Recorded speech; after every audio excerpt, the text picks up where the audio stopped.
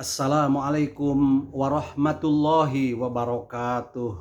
Sahabat-sahabat tercinta yang dirahmati Allah. Jumpa lagi dalam acara Kulluhum.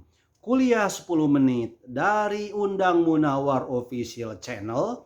Mudah-mudahan bermanfaat bagi kita semua. Materi kali ini saya masih akan melanjutkan kisah indah tentang Nabi Yusuf alaihissalam. Al-Kisah, sejak kembali putra-putranya dari Mesir tanpa Bunyamin dan Yahuza, duka nestapa dan kesedihan Nabi Yakub makin mendalam. Ia tidak merasakan tidur bermalam-malam, mengenangkan ketiga putranya yang tidak berketentuan tempat dan nasibnya. Ia merasa terhibur bila sedang menghadap Allah, bersalat, bersujud seraya memohon kepada Allah agar mengaruniakan kepadanya kesabaran dan keteguhan iman dalam menghadapi ujian dan percobaan yang sedang dia alami. Fisik Nabi Yakub semakin hari semakin lemah. Tubuhnya makin kering, makin kurus, hingga tinggal kulit yang melekat pada tulang. Ditambah dengan kebutaan matanya. Hal itu menjadikan putra-putranya khawatir terhadap kelangsungan hidupnya. Mereka menegurnya dengan mengatakan kepada ayahnya Yakub, "Wahai ayah, Ayah adalah seorang nabi dan pesuruh Allah. Kami mendapat tuntunan dan ajakan beriman. Sampai kapankah ayah bersedih hati dan mencucurkan air mata mengenangkan Yusuf dan Bunyamin? Tidak cukupkah badan ayah yang hanya tinggal kulit di atas tulang dan mata ayah menjadi buta? Kami khawatir. Anak-anak ayah ini khawatir bahwa ayah akan menjadi binasa bila tidak menyandarkan diri dan berhenti mengenangkan Yusuf dan Bunyamin." Yakub menjawab teguran putra-putranya itu seraya mengatakan, "Kata-kata teguranmu bahkan menambah kesedihan hatiku, membangkitkan kembali kenangan-kenanganku pada masa lalu di saat semua anak-anakku berkumpul di depan mataku. Aku berkeyakinan bahwa Yusuf masih hidup dan suara hatiku membisikkan ia masih di atas bumi Allah ini. Namun di mana ia berada dan nasib apa yang ia alami, hanya Allah yang mengetahui. Bila kalian benar-benar sayang kepadaku dan ingin melegakan hatiku serta menghilangkan rasa sedih dan duka citaku, maka pergilah kalian semua merantau mencari jejak Yusuf dan berusahalah sampai menemuinya. Jangan sekali-kali berputus asa, karena hanya orang-orang kafirlah yang berputus asa dari rahmat Allah." Seruan Nabi Yakub dipertimbangkan oleh putra-putranya dan diterima sarannya. Mereka merasa tidak mungkin akan mendapatkan Yusuf dalam keadaan hidup. Bila mereka berhasil membujuk penguasa Mesir mengembalikan Bunyamin, hal itu sudah merupakan suatu penghibur bagi mereka serta obat yang dapat meringankan rasa sakit hatinya, rasa sakit sang ayah. Rencana perjalanan kemudian dirundingkan. Terpilih Mesir sebagai tujuan pertama dari perjalanan mereka mencari jejak Yusuf. Tibalah kafilah putra-putra Yakub di Mesir untuk ketiga kalinya. Dalam pertemuan mereka dengan wakil Raja Mesir yang berkuasa pada saat itu, berkatalah juru bicara mereka, "Wahai paduka Tuan yang mulia, keadaan hidup yang sukar dan melarat di negeri kami yang disebabkan oleh krisis bahan makanan yang belum teratasi telah memaksa kami datang kembali untuk ketiga kalinya mengharap bantuan dan kemurahan hati Paduka Tuhan yang mulia. Saya mohon barang sederhana yang kami bawa ini sebagai bahan penukarnya. Selain kebutuhan kami akan gandum Paduka Tuhan, kedatangan kami ke sini juga untuk mengulangi permohonan kami kepada Paduka Tuhan yang mulia. Dapatlah kiranya adik bungsu kami Bunyamin dilepaskan. Kami mengharap kebijaksanaan Paduka Tuhan agar meloloskan permohonan kami. Semoga kembalinya Bunyamin kepada ayah dapat meringankan penderitaan serta memulihkan kembali kesehatan dan penglihatan ayah kami.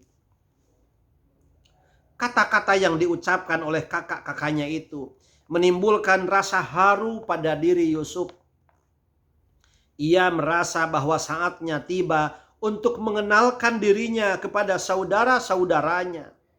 Dengan demikian akan dapat mengakhiri penderitaan ayahnya yang malang itu. Berucaplah Nabi Yusuf kepada saudara-saudaranya, "Masih ingatkah kalian apa yang telah kalian lakukan terhadap adikmu yang bernama Yusuf?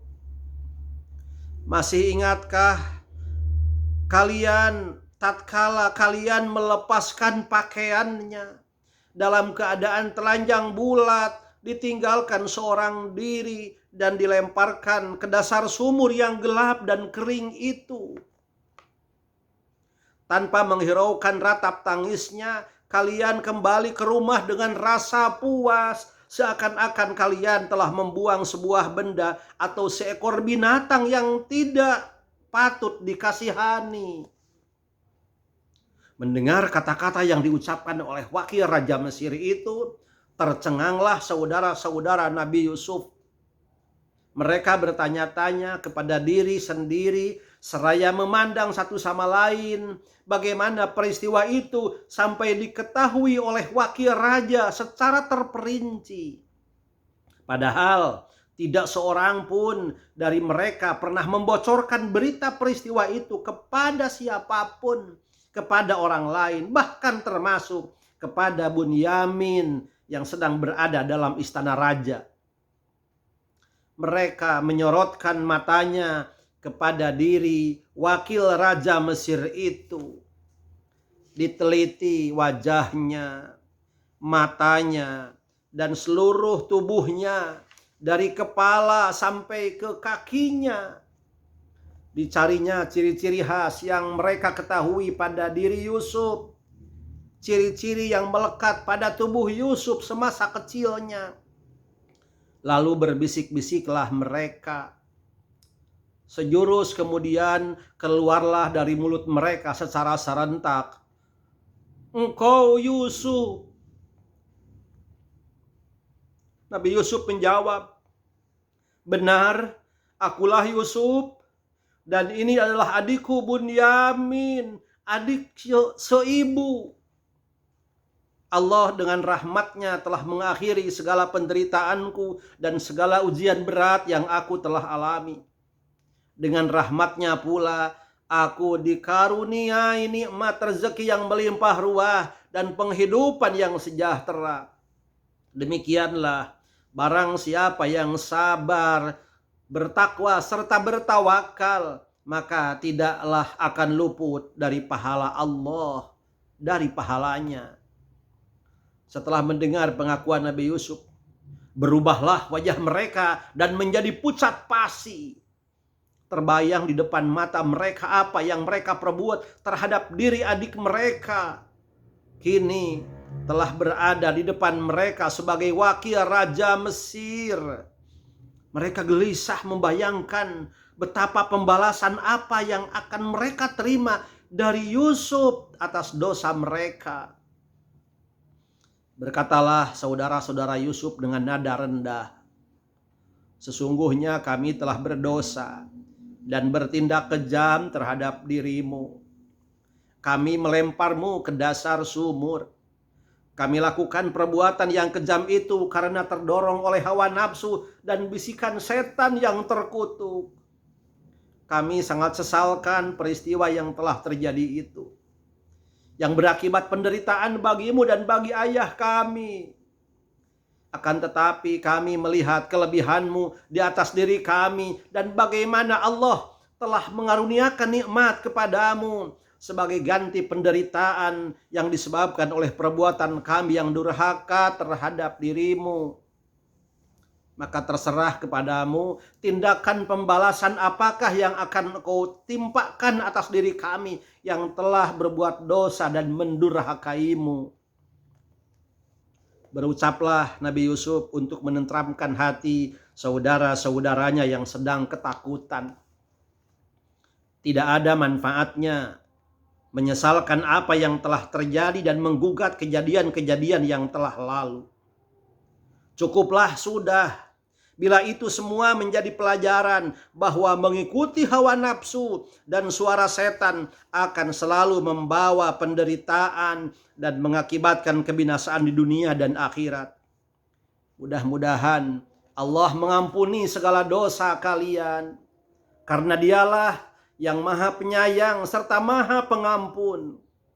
Sekarang pergilah kalian kepada ayah dengan membawa baju gamisku. Usapkanlah ia pada kedua belah mata ayah. Insya Allah mata beliau akan menjadi terang kembali. Mata beliau yang buta akan menjadi melihat kembali. Bawalah beliau bersama semua keluarga ke sini secepat mungkin. Cerita tentang yang barusan saya kisahkan terdapat di dalam surat Yusuf, dalam Al-Quran surat Yusuf mulai ayat 87 sampai ayat 93. Mudah-mudahan bermanfaat dan mudah-mudahan ini menjadi sebuah gambaran bahwa buah dari iri, hasud, dendam akan berakibat penderitaan. Dan buah dari sebuah penderitaan, ujian yang dihadapi dengan sabar akan berakibat kebaikan, keindahan, kebahagiaan. Di dunia saja sudah seperti itu, apalagi di akhirat. Terima kasih, mudah-mudahan bermanfaat. Wallahul muwafiq ila aqwamit thoriq. Wassalamualaikum warahmatullahi wabarakatuh.